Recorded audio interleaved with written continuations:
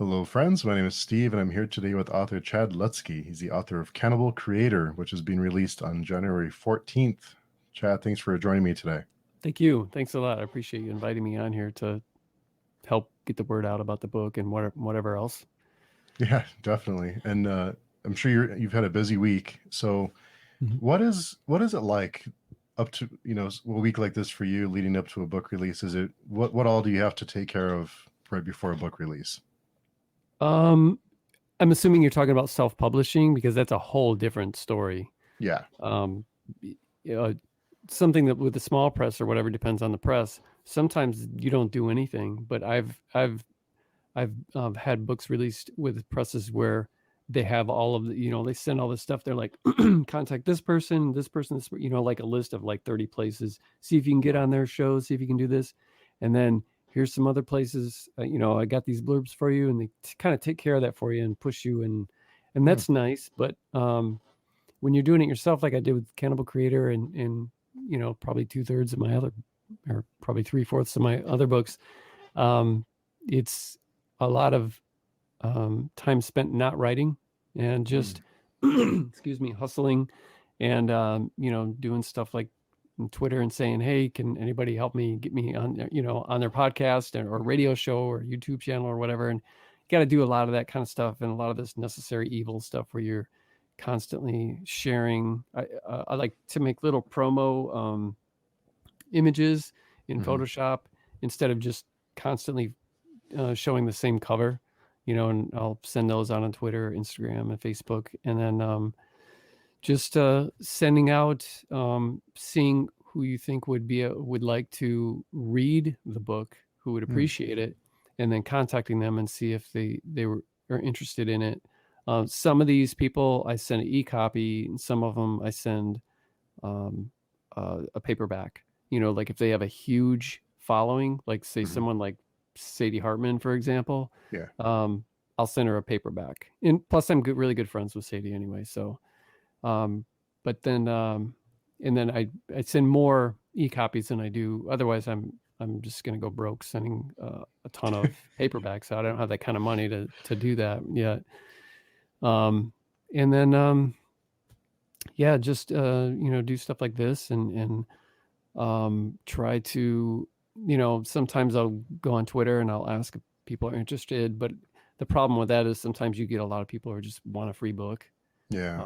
And so, sometimes I'll try and feel it out and send that. Sometimes I never hear back from them and they don't, leave a review or they didn't read it, or I don't know. I do get kind of leery because I don't want the Kindle copy floating around and end up being pirated, which the stuff is pirated anyway. So, but it just seems like it makes it easier. And if somebody I've never known that's following me or just saw the tweet is like, yeah, I'll, send me a copy. Yeah. Um, I, I, I try to, but yeah, I try to sniff out if this person is just like, you collect free books and that's all you're doing, or are you really like interested in the theme of this, and are you interested in maybe trying to help an indie author out? So Hmm. lots of, Yeah. yeah, just in the promotional stuff like the contest. I have the giveaway for the apron Hmm. going on, um, and then I have to keep track of all that stuff. So yeah, it's a lot of um, doing anything but writing, and a lot of stuff that I makes me uncomfortable, like sharing. Like I shared what you tagged me in. Thank you, by the way. Hmm. And it's like that's like the third or fourth thing I was tagged in a day that I shared, and it's like I hate doing that. But I just hope that my friends or followers on Twitter are just like, I understand he's got a new book out. He's got to do this. Yeah. But and not like unfollow me or mute me or something. It's like, dang, is this all this dude's gonna talk about? Is Yeah. his stupid cannibal book? But yeah, it's like you have to do it. But I try not to be obnoxious about it. Um, and unless if it's on Twitter, I don't, with the exception of reaching out to certain people. And most of the people I reach out to are either people that I know have already read my stuff. That's normally what I do if Hmm. I'm going to reach out to somebody, is if they've already read my stuff and they're like, oh yeah, I would love to. I usually don't hunt down people that have no idea who I am. I usually Yeah. I don't do that. Yeah. The self promotion is so weird because I feel the same way. It just you feel like you're it's like an awkward feeling to self promote, and Mhm. I'm not an author, but it almost seems like the creative side because you spend all this time working on a book, and then you have to switch gears from something that's Yeah. like a solitary thing to telling the whole world about it. That must be kind of a weird change of pace. Yeah, it makes me feel like a used car salesman, you know, Yeah. like just this obnoxious guy that's, you know, yeah. But like I said, it's a necessary evil. Yeah. And I mean, you got to do something. I don't have a publisher that's doing it for me, and yeah. So Yeah. So Cannibal Creator, the title alone is eye catch. It catches your attention right away because the word cannibal gets a reaction from everyone, no mhm. matter what. So, what is Cannibal Creator about? um, Cannibal Creator is my homage to Italian cannibal films from the 70s and 80s, the ones that are filled with, in my introduction, I called them a guilty pleasure, my only guilty pleasure. And I called it that because one of the things that most of these movies have in common is they kill animals on screen. Mhm. So they're like these animal snuff films mixed with, this gore and with bad dubbing and but I really like the movies. Like Cannibal Holocaust is actually a really good movie, Hmm. and I saw it for the first time when I think I was 16, and I think yeah, and then I saw it again um, years later, like maybe 2 or 3 years ago. I saw it again, and I was like, wow, this is actually a really good movie. It's not just like for shock value. Hmm. And then I saw a bunch since then, and I just really like them. I like a lot of Italian stuff, and so this was my way of kind of paying homage to that, but so it's like that, but it's also nothing like that, Yeah. because of the things that I incorporate into it. But it has a lot of your typical stuff, like the animal deaths in there, and then it has carnage and cannibalism, and then of course people being stranded in a situation, in this, on an island where they can't, they have to try and survive. So all that kind of stuff is very typical, and then Hmm. everything else is not. I think it has a lot more depth than these films had, and it's to me it was I wanted to make something that had more than just like a slasher, you know, Yeah. have Yeah. some drama in there and some characters that you were hopefully invested in, and you know, yeah. Well, it surprised me with how much I thought about it after because I just finished it earlier today. And thank you, by the way, for the opportunity to read it Yeah, for thank you for ARC. reading it. And there's a lot that I came away from thinking about after the book, and there's a lot of questions that it raised, I think, but in a subtle way. So Mhm. I always appreciate when it's not a kind of shove it down your throat these ideas and themes, and it's just really subtle and Yep. it's there. But if you just want a slasher, I guess you can take it as just a slasher. But there's Yeah. a lot of themes and ideas at play, and one of them that stood out to me after was the nature versus nurture Mhm. idea of these cannibals that are on this island and they just don't know anything else, and the survival instincts of someone who has to survive versus someone who's just living their life and placed in a position where they have to survive, and how do they react and how do they handle that situation. I thought that was really interesting. Yeah, thanks. Yeah, it is.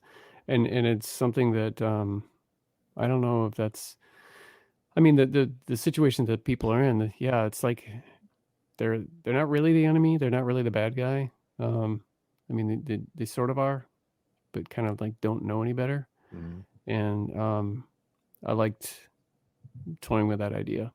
Yeah. Oh, mission accomplished there. And also another one that came up to me was scientific ethics, like ethics of scientific research and how far is too far Mhm. with science. And I think now we live in a world where everything is science based, and it's like, trust the science, but there's limits to what we should be doing with Yeah. experiments and things like that. So I thought that was really thought provoking as well. Yeah, and there's no doubt that, I mean, we're that there's stuff that goes down that we're not aware of, Yeah. uh, by the government, and then other independent type rich, I guess, rich people, or like the Epstein dude, weird things like that with his island, but then government funded things with experiments. I think everybody, without being labeled as some kind of conspiracy theorist, I think everybody probably agrees that even though we don't know what these things are, that the government is definitely doing stuff that that they don't want us to know about, and for various reasons. And I don't know that this thing that happened at Cannibal Creator, I don't know if that would necessarily happen, but it seems like the kind of thing that it seems feasible. Like it, you never know, it could. I mean, they've done some really weird inhumane social experiments, so who knows? Yeah, who knows? That's another question is, I think inevitably in these kind of stories, you always wonder, what would I do in that situation? How would I handle it? Of course, everyone wants to think they would be they'd find a way to persevere, but who's going to be the who's in a panic, who's going to lose it, who's going to just lay down and take take it. So Right. I think all that's really kind of, you wonder, how would I handle this if I was really thrown into that situation?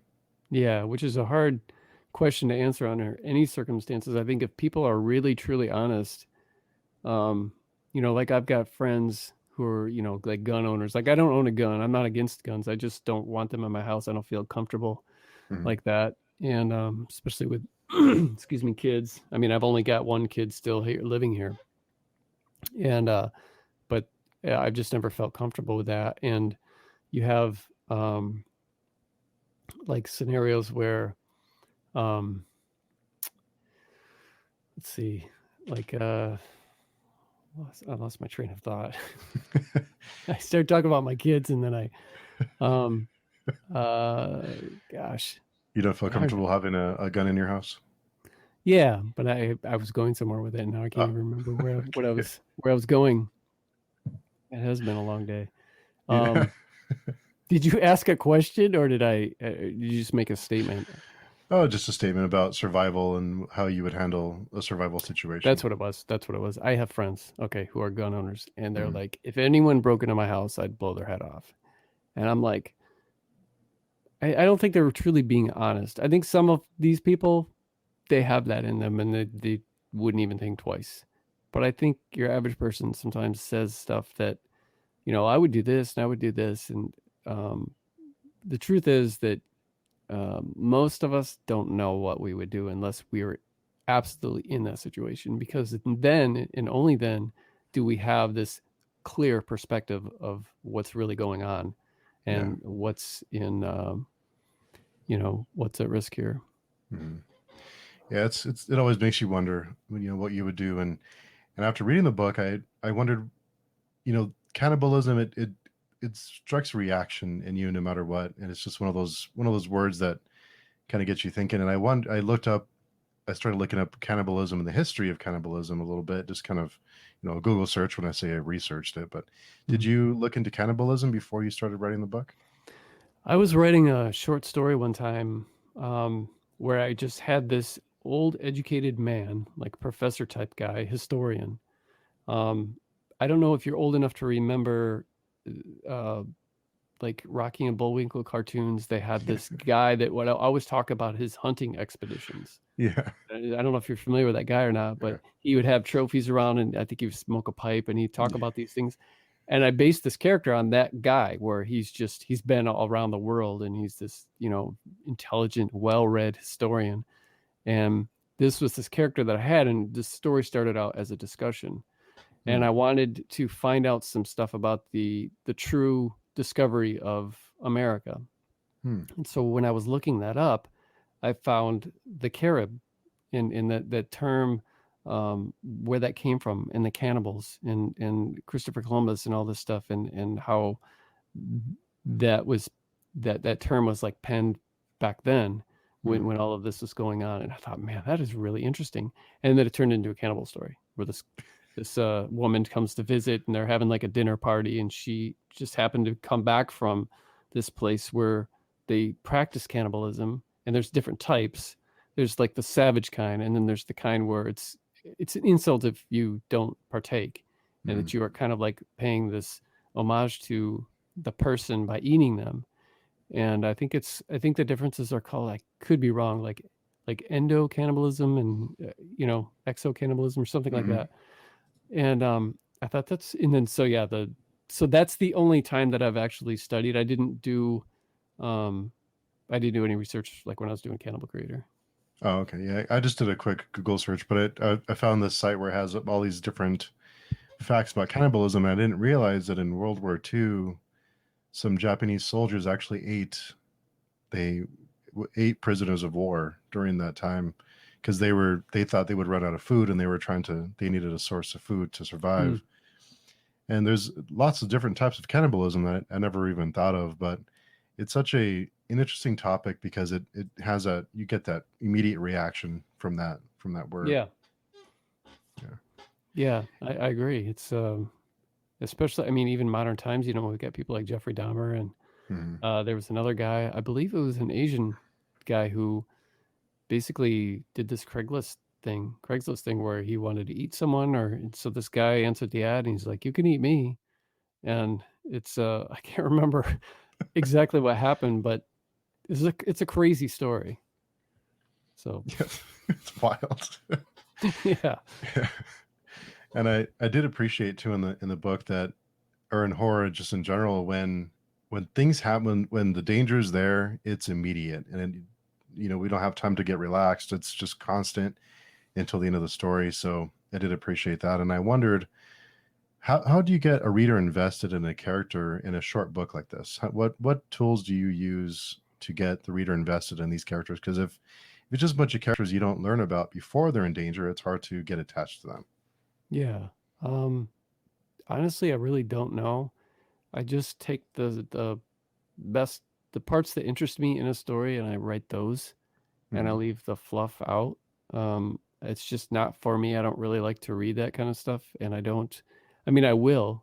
Stephen King, for example, one of my favorite writers, love the guy's stuff, but um, he has a lot of that fluff in there. Yeah. And if you're reading like there's like 300-400 pages of it, and it's great writing, but for me, I just kind of want to, it's like watching The Walking Dead. I mean, how many of us stopped when, it's like, okay, I've watched really really crappy episodes, like 3 in a row now. I'm done with this stupid show, you Yeah. know?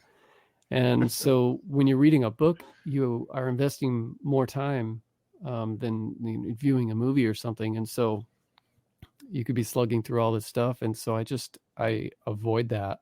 And I try to, I guess, say important bits without them being too quick, I guess. I really don't know. It's not something I set out to do. It's just how it comes out. It's just how Hmm. I write. And the only thing I can think of is that I just write what I like to read, or I don't know. I don't know how to really answer that. I don't think there's anything special that I do, or that I Okay. try to consciously do. Well, I think in the beginning of the book, when we learn about we get a feel for who the characters are, and I felt like I was attached to them, like I knew who they were. I knew, and you learn more as the story goes on. But I thought that was felt like you were invested in the characters. So when they died, when the characters that did die, it meant something. It wasn't just throwaway. That's great to hear, because that's like Yeah. the most important thing for a story. I mean, yeah, again, back to like film versus literature. Film, you watch Friday the 13th or whatever, and you're there just to see the person get killed. You don't Yeah. care, and you're never gonna care about there's none of that development. You're there to see them naked, get high, and to see them get high, and then to see them get killed in, unpredictable ways, gory ways. So, but in a book, you need that, because Mhm. it's not the visual isn't there to help get you along, and you need much more than that. And I've always heard that people are constantly saying, so much into this little book, and that's great. I don't know, there's how that's done. It's just what happens. But whatever accident, that I keep doing, I'm thankful that that's happening and that people see it like that. Yeah. And what the introduction struck me too, because you mentioned that ghouls and ghosts don't really scare you. It's what humans can do that scare you, and Mm-hmm. that's what always scares me the most. The story that I guess you can say disturbs me the most about horror stories is the ones based on what could really happen, rather than Yeah. the supernatural force. So I thought uh, I agreed with you on that. Is that just look through history, and the most disturbing things you find in history are worse than any supernatural story you'll read or watch. Yeah. Yeah. Unless I mean, yeah, they entertain me. They just don't scare me. And I don't really write to scare anyone. I just Mhm. write to tell a story. And if they get Yeah. freaked out by it or scared, well, okay. Yeah. But yeah, they don't. Um, that yeah, that stuff. I struggle with suspension of disbelief with a lot of that kind of stuff. So I guess it would be kind of like an atheist who um, doesn't think The Exorcist is scary. That kind of thing. It's like, Mhm. well, it scares the crap out of me, but I'm not atheist. I believe in uh, uh, God and the devil. So, of course, that scares the crap out of me. But Yeah. yeah, And is Cannibal Creator, is it really different from your other work? yeah, yeah. So yeah, it's I would say it's a lot different, but the reviews I've been seeing, they say both that it's different, but that it's also got a lot of the same elements, a lot of the same kind of like heart and emotional type stuff in it. Mhm. Which I guess I can't just get away from, but not that I tried. Um, but I didn't set out to write any kind of emotional thing. I was just like, I'm going to write this, story about people dying on an island via cannibals, Yeah. and then everything else I started putting in there. But yeah, it's definitely, with the exception of a handful of short stories that I've written that are extremely graphic. It's not like any other like book that I've written. Most of it's um, a little bit more heartfelt. Uh, a lot of the like drama, like dark drama in it, and more horror adjacent than actual horror. This is more, like I said, with the exception of short stories. This is probably my most horror book. Where it's Hmm. straightforward kind of horror. Where everything else is, yeah, it just feels like either adjacent or kind of borderline or have horror elements in it rather than just being a straight up horror book. Yeah. And I also read that you're a big table games fan. So I wondered Yeah. Yeah. if you're what kind of games you like to play. My favorite, sad because since COVID, I had a weekly game group, but we've only met once in 2 years, and we were Oh wow. meeting every weekend. But my favorite then and still, and I haven't been able to play it in a couple of years, is Terraforming Mars. Is my favorite game, Hmm. probably of all time. I've Oh played wow. that ever since it came out. I've played that so many times, and I'm always trying to get it to the table. But I play lots of Euro games, worker placement. I don't like area control stuff so much, and I Mhm. like deck building games, and I love games that have trader mechanics or hidden movement mechanics in them. Hmm. So yeah, Oh, that's one thing that's really suffered since the pandemic is those events that you can get together with friends and enjoy those kind of things, and yeah, can't do it anymore. It's really one of the most it's a bummer. disappointing parts. But yeah, it's really unfortunate. And I wondered, what do you have any plans to write in other genres? That's a good question. I don't know. I mean, I have started a series, a crime noir series, Hmm. called The Neon Owl that's supposed to have the second book out by spring. And then I do have kind of more tragic romance slash drama that's, uh, my readership has read it, and it's not horror, but it's so dark that like I said, horror adjacent, but I don't know that I would call it a different genre. Hmm. Um, and then, but I have toyed around with the idea of writing something way outside my wheelhouse just to see if I can make money. You know, Hmm. like thrillers.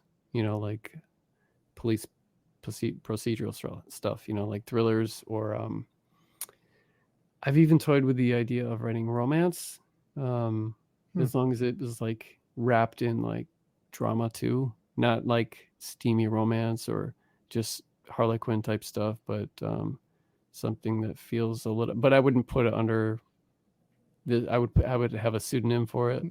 I don't want Yeah. people getting confused, and I would want to find an audience for that, because Hmm. horror just doesn't. It's not, unless you win the lottery and you're like Josh Malerman. You know, you're not gonna make. You're not gonna make. I'm not setting out to be rich. I just would Hmm. like to pay the bills comfortably with Yeah. strictly with writing. So horror is hard to do that with. It's really hard. Hmm.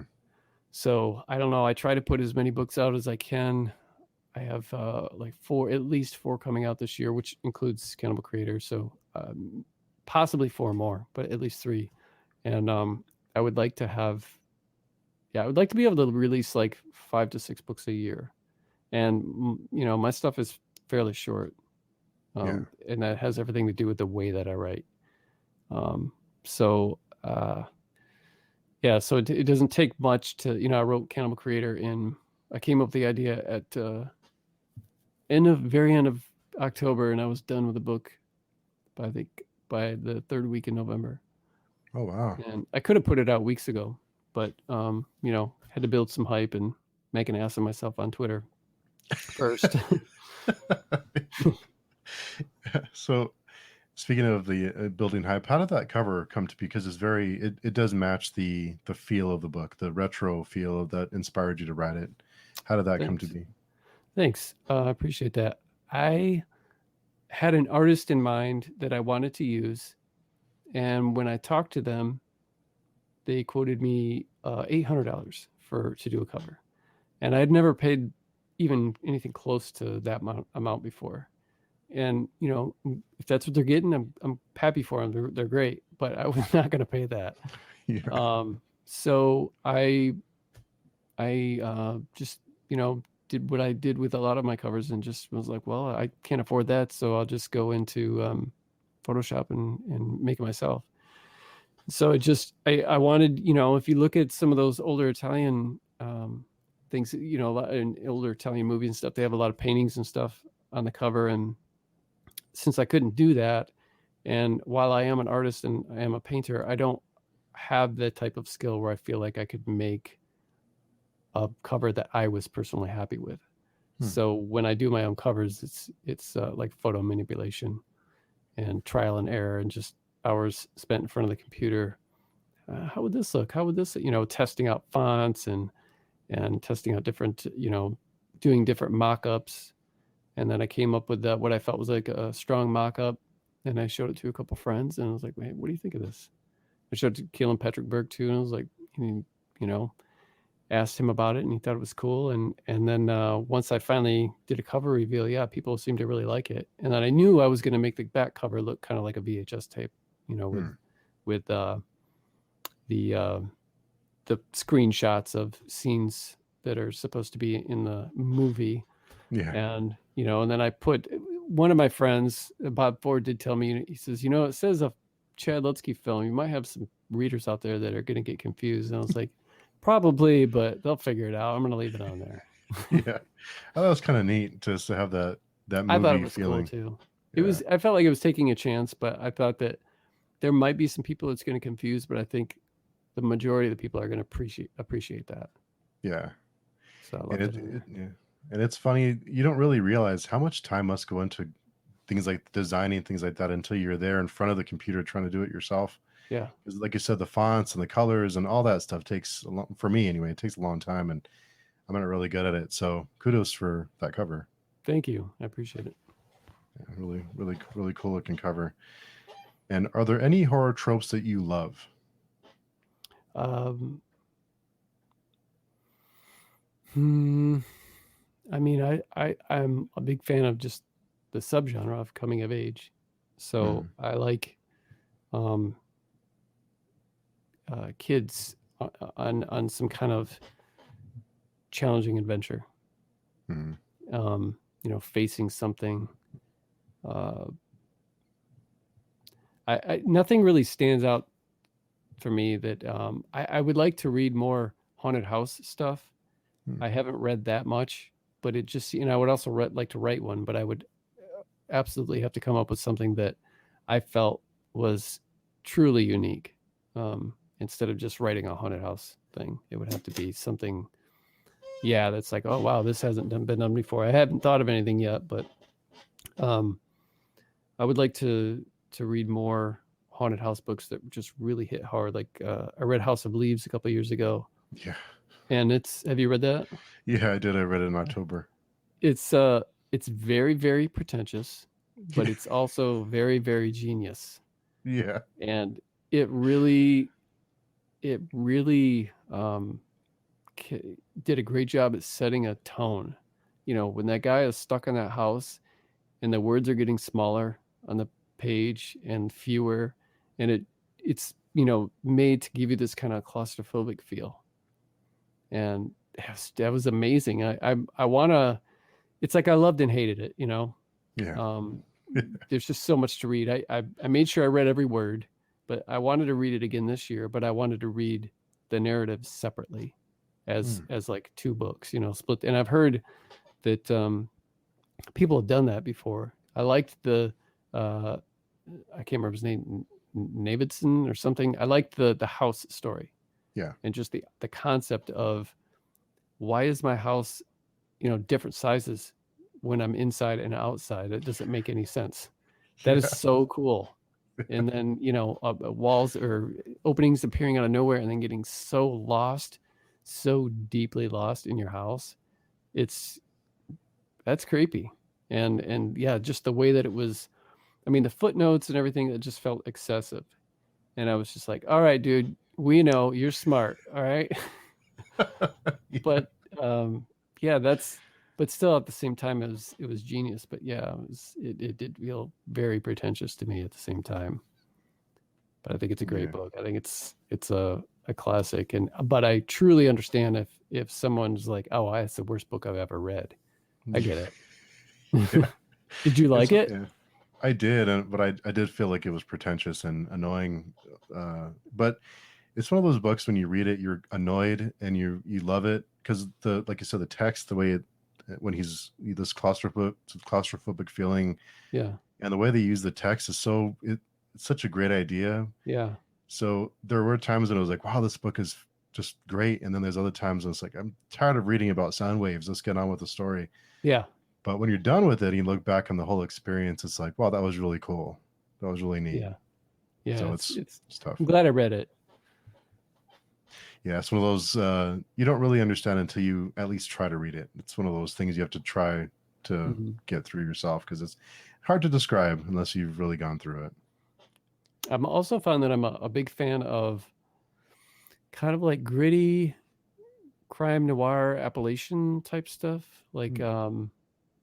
David Joy and uh, Bob Ford and John Bowden have written some stuff together um, that would fall into that category. Um, yeah, I like that. Almost like just kind of like a um, small town crime kind of Mm. stuff, and it gets gritty and lots of drama and chaos. I like that. Sounds like True Detective kind of thing, like that, A or little bit. a little bit. And I also read that you're a big fan of punk rock. That you have like that punk Yeah. DIY and let's get things done kind of. And Yeah. I agree with that too. And I was wondering what bands stuck out to you with punk rock. Um. Oh gosh, Minor Threat, The Misfits, Black Flag, Circle Jerks. I actually have a Circle Jerks parody shirt It has the Skink and Circle Jerks guy, but it's Nosferatu, and it says Oh, nice. Moshferatu. That's cool. DRI, The Accused. I mean, there's a lot, man. But those are probably my favorites. I could name a bunch of bands that nobody's ever heard of before, but yeah, those are probably my favorites that would be most popular. I'm a big fan of crossover too, like The Accused and DRI, where it's like, like thrash punk mix, Yeah. hardcore stuff. Do you listen to music while you write? I can't. No, I get too distracted. If Yeah. if it doesn't have vocals and it's not like too groovy or anything, if it's like a soundtrack, then I can do that. Or maybe like some smooth jazz, that I can do that. I have written before, like I wrote a book called Skullface Boy, and I listened to everything that he was into, the protagonist was into at the time. Or if there were scenes that he was listening to certain songs, then I would listen to that record. It wasn't really hard because that book was such an easy book to write. It was one of the most fun times I've ever had writing.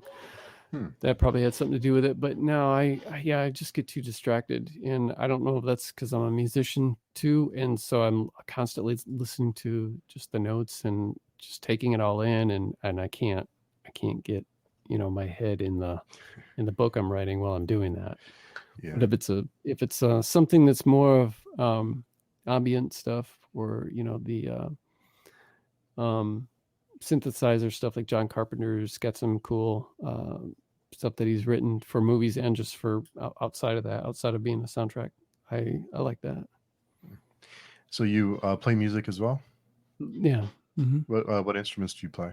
Guitar. Oh, And nice. I'm singing for some bands, if you want to call it singing. Yeah. Really? You sang too? Yeah. Where can we find it? In my house, basically, Oh, okay. because I haven't been in a band in a long time, so a lot of this stuff is on cassette, and I have some stuff on. Actually, I've been working on a song. I finally took the time to learn to use my Mac and GarageBand. I already had mics and home recording equipment and interface and all that. I finally, like last month, took the time to learn how to use it, and Yeah. I wrote a quick song that turned out to be a song that I love, and I just grabbed a book to try to come up with some lyrics, a book of mine to try to come up with some lyrics, and then after I wrote the song, I thought maybe I'll just write a whole like EP or a little concept thing based on this book, and then release it as kind of like a soundtrack. And I have somebody, actually a book reviewer who is an excellent drummer that he's kind of like the catalyst for this, because he said, hey, if you ever want to like throw some riffs at me or whatever, like through the internet, and record like remotely, I'd be into that. And I was like, man, it'd be really cool, because I don't play my guitar much because I'm writing and promoting and stuff. So then I got to thinking, and then I messed around with GarageBand, and I was like, well, if I'm going to send him something, I've got to learn how to use all this stuff and use my mics and my interface. And so I did, and then I gave him more probably than he bargained for. It was much more than a riff, is an entire song. So Wow. he's supposed to be, it has drums, has good drums on it now, but I think he's supposed to be, they're more of a suggestion, and then hopefully he will lay whatever, and maybe this is something that we'll do together. If not, I'll do it myself. And yeah, I was going to post the song on my Patreon page, and sometime soon, because it's pretty much done, but it's with drums, but it's without the person's drums they're going to be on it. Wow. But he's a That's cool guy. I don't know him in real life. He's a book reviewer, drummer, and yeah, cool dude. Oh, that's awesome. Right on. We'll have to keep an eye out for that. Excuse me. And when did you start playing guitar? When I was 16. So a long time ago. Yeah. A real long time ago. And speaking of hobbies, was there ever a hobby or something that you really wanted to try, but once you tried it, you didn't like it? Oh man, that's a good question. I always wanted to be a painter, and I kept giving up because I couldn't understand the concept, because I was always drawing with ink or pencil, and then all of a sudden I've got these colors, and it didn't make any sense. So when I was going to shade something, I would just pick up black, and I didn't understand.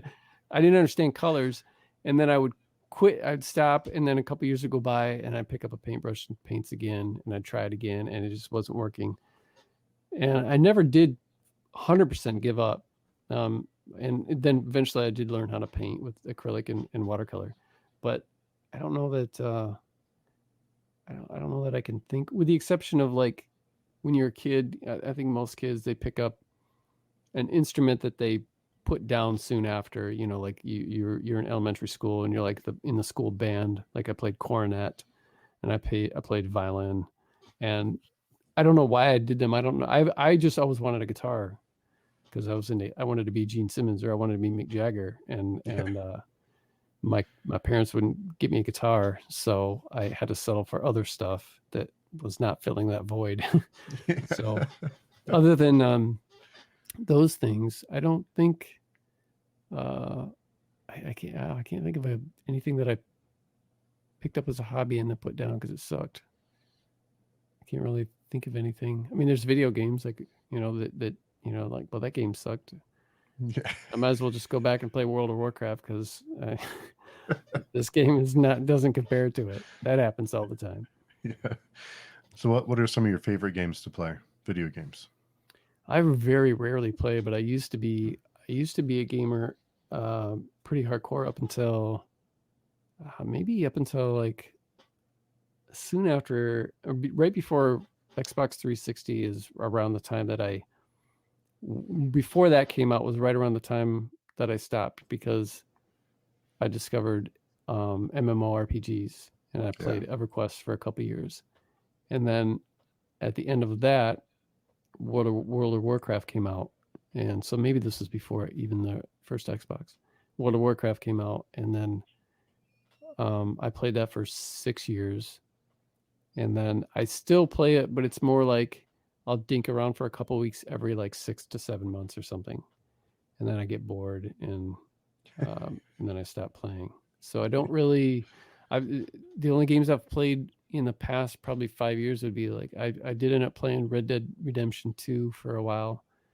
And then I played a game with my wife that was co-op called The Two of Us, I think it was called, or something, or there's two of them we played. One of them we beat. It's about two dudes that are in prison and they meet and they got to break out. Oh yeah, I forget the name of it, but I know what you're talking about. Yeah, we beat that one, and then we started another one where it's two parents who are getting a divorce and they turn into dolls and they have to try to get out of it and save their marriage, and then their daughter's in the house alone, and it's pretty cool though. Right on. Yeah, I think MMORPGs, I'm surprised that they've dipped in popularity. It seems like they're not as popular as they were back, maybe 10 years ago, because they are really right. They can be addictive. Oh my gosh, yes. Yeah, I was I was pretty addicted to World of Warcraft, man, and EverQuest. Yeah. It's hard to, one of the reasons why I don't play is just because I write now, and so I just don't have time, and I know that I won't write if I dip into that. Or it'll take away from my writing time anyway. Yeah, definitely. It's I lost lots of hours to Dark Age of Camelot. I'm not sure if you ever tried it, but oh man, yeah, I played that for a while. Yeah, many hours dumped. Nobody ever talks about that one, and that's still around. I think so. I'm afraid to even go there because I don't want to get sucked in again. I don't have time for that stuff. I hear you. It's weird that it's still around, and same with the original EverQuest, because there are some games that I enjoyed that aren't around, like Warhammer Online, I think it was called, and that did not last long at all. And I'm sure there's a private server. I think there's a private server that you can play somewhere. Star Wars Galaxies was another one that didn't seem to be around for very long. That's not around, but yet you've got games, like Dark Age that somehow they're paying the bills and people are still playing. It's amazing. And I used to know a guy who played EverQuest. He was a stay-at-home dad, and all he did was play EverQuest, sell his account, and then he'd start another account, sell it, and I've that done was that his, with two yeah. different EverQuest accounts. Yeah. Wow. Yeah. Yeah, and you made decent money doing that too. Surprised. Yeah. I've made a couple $100 Yeah. doing that. It's ridiculous. I think the first time I did it, I was like, I gotta stop playing this game. And then I found out people were selling their accounts. I was like, I could use another $150, you know? And so I did that. The problem is with those games, you often tend to like kind of go back to them, and then you're like, man, I wish I had my old account. Yeah. Because I sold a World of Warcraft account too in the first year that I played it, Hmm. and I maxed out an alliance character, which I can't believe I did that because I can't stay in alliance, but and I ended up selling that. I regretted it later on, Yeah. but I haven't sold those. This was like, I think WoW's been around what, 15 years, so this was probably 13 or 14 years ago that I sold any kind of account. Wow. I didn't even know if you could still do that now. Yeah, I'm not sure. I'm surprised so many players still play World of Warcraft. It seems like they still have a pretty good following. They do, but I think that the one that's played the most right now is Final Fantasy, I Hmm. believe. Oh wow. But yeah, I'm big into. I like. Actually, I did spend a lot of time this last summer playing DayZ. My son introduced it to me, and I played with him a lot. That was a lot of fun. I like survival type games, and anything that has like crafting and survival is fun, or like stealth. I'm big on stealth, so games like Splinter Cell and Siphon Filter and Metal Gear Solid, where you have to sneak around or a thief. Yeah. Yeah. Yeah, With I the love that kind of yeah, stuff. with Yeah, the water arrows when you used to the yeah, back in the man. day, yeah, yeah, the water arrows, you had to shoot the lights out and stuff. Yep. Yeah. And the vine arrows, you shoot a wall and vine grows up it and you climb it. Yeah. It's I really, love that game. yeah, it was a good one. It was a good, it's doesn't get talked about much anymore, but at the time it Yeah. was a big deal Mm-hmm. because you have to avoid fights. You didn't want to get into a fight because you Yeah. most of the time would die. Yeah. Sneak in some dude's bedroom at night and steal his jewelry or something. Yeah. It was awesome. Yeah, those were the days, right? Yeah. Yeah, MMOs are a whole nother thing, but yeah, it's and being such a big music fan, what was your favorite live show that you've been to? Um, it was well, if I'm real honest, the I've been to a lot of local shows, Mhm. and the most fun I've ever had, with the exception of maybe one concert, the most fun I've ever had was at a live show in my hometown with a local band. Hmm. Whether my band was playing or not, there's something different um, about that. It's much more intimate, and of course, these are all punk rock shows, so you have this energy that's just contagious. Mhm. But outside of that, the best concert that I went to go see Dio in Colorado in '86, and Van Halen was playing too. And I wanted to see Van Halen, but I went there really to see a Dio.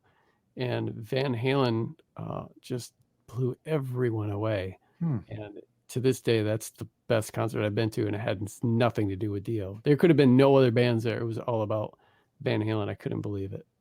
Yeah, Wow. and yeah, it was a special moment too, because I was with my dad, who I was just starting to have a relationship with, and the people that we were around, it felt like a very, because I had moved out to Denver to stay with him, and I'm from Michigan, and the atmosphere in Denver was a lot different than it was in Michigan. It was just a little bit more. Um, I don't know. I don't know how to describe it. Just there wasn't the oppression that I felt in Michigan. Michigan's a great state. It's beautiful. But as a teenager, I wanted something that felt a little bit more like a bigger city. Felt Mhm. something that felt more alive. It made me feel Hmm. more free, and Denver did that. So it was kind of like this perfect storm of, there's a lot of different things that attribute to that being my favorite concert. And it wasn't with David Lee Roth, who Hmm. is a great front man. I think David Lee Roth is awesome. He's a super interesting person. If you ever listened to, I've read his book. If you ever listened to him talk in an interview, so much can go right over your head, and he's so charismatic, and he comes up with this wild stuff. It's like, how did you get this vocabulary? But he's like a Renaissance man, he's like, he's lived in Tokyo and trained in, under these senseis or whatever. He's good with his sword, and he's a black belt, and then after Van Halen, he's like, I'm going to be an EMT. And then he goes to New York City, and he's an EMT there for a couple of years. Wow. And I know that.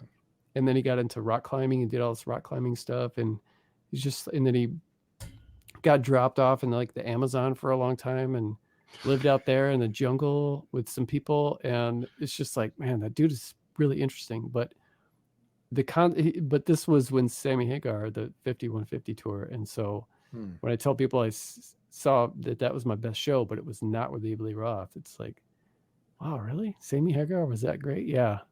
Yeah, he was. Yeah. And do you have an album that you'll never get tired of listening to? Several, but I've kind of deemed The Cure's Disintegration as my favorite album of all time, probably. Oh, good choice. Yeah, very nice. I love that record. I try not to listen to it too much because I don't ever want to ruin it. Yeah. But so I only listen to it maybe 2-3 times a year, all the way through. I don't want to. I have great memories attached with it. I just kind of don't want to taint. I don't ever want it to get old. Yeah. So yeah, I really, really, because there's been records that I've just loved so much, and I played them so much. It's like I could go probably the rest of my life without hearing that record again, and I don't ever want that to happen to Disintegration. Yeah. That's awesome. So everyone who I talk to, I have a couple of questions I try and ask everyone. So Okay. The first question is, if the zombie apocalypse happened today, what would be your weapon of choice? Probably one of those samurai swords like Michonne has, which everybody should have on that show, and it's stupid that they don't. Yeah. But yeah, probably something like that. It's got the reach, and I'm sure it'd be easy to sharpen. I don't know how much you would really even need to do that. Those zombies, they seem to be pretty squishy. It's so easy to get to their brains. It's like their skull's made of Nerf or something. I don't know. Yeah. Really But soft. yeah, probably just a samurai sword or some kind of pole arm that's lightweight that I could just poke them in the eye with. Yeah. So the last one is, what was your first job? Technically, my dad owned a pharmacy. And he, I worked there when I was 15, but it was like, I kind of don't count that because it's my dad. It was his store. It's like, of course I'm going to work there. Yeah. But so past that, when I went to Colorado, or when I moved there, I got a job at Burger King. That sucked. Yeah. Fast food is something else, isn't it? Yeah. Yeah. Yeah. It's tough. I was not prepared either. I didn't know that standing up for 8 hours felt like that at the end of the day. Yeah. I think you don't really think of that stuff until you're there having to do it. Then it's like, yeah, oh, this really sucks. Yeah, it does. And the people there at those places always suck. There's just, everybody's stoned. And I remember at the time I was like trying not to do that anymore. And everyone's stoned or there's drama going on and it's a revolving door. Yeah, I hate those places. Yeah. So I know you're a busy guy, so I want to thank you for making the time to come by and tell me about Cannibal Creator and some other topics. So thank you. If someone wants to connect with you, where's the best place to find you? You can just go to chadlutzke.com and there should be links for everything, whether it be books or my Amazon page or Twitter, Instagram, Facebook, all that kind of stuff. Everything's there. And you do have a giveaway for Cannibal Creator for an apron, is that right? Yeah. If right now it's up for pre-order.